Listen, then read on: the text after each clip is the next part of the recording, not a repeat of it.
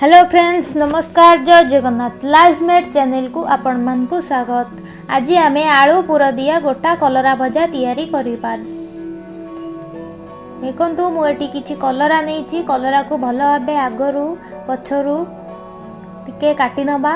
तापरे मझिरु एमती फाळ करी मंजी गुड़िक भलो भाबे बाहर करि नेबा। आपण माने गोटे चामच साहाय्य रे किंबा छुरी साहाय्य रे बाहर करि परिबे।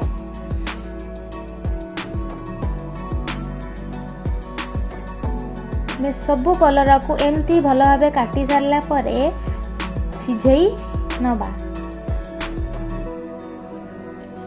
देखो मु गैस रे कढ़ई बसई किछि पानी गरम हवा पाई छाड़ी देइतिली। एबे हाफ चामच लूण देदेली।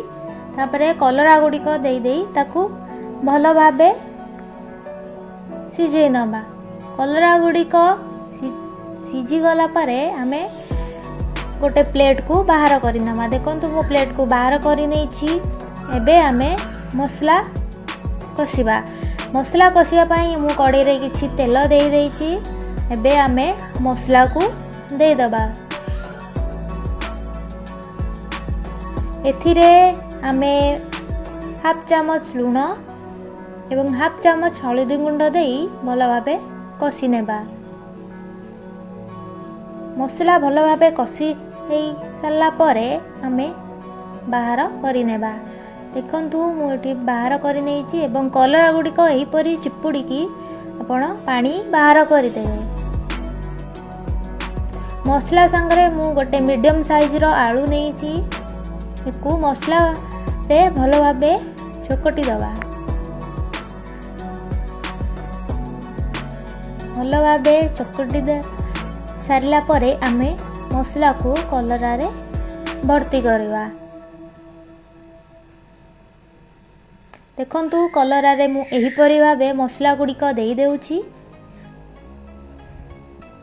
एबे मु कलरा गुड़िक रे भल भाबे मसला गुड़िक देई देली। देखंतु आपण माने एही परि भाबे देई देबे।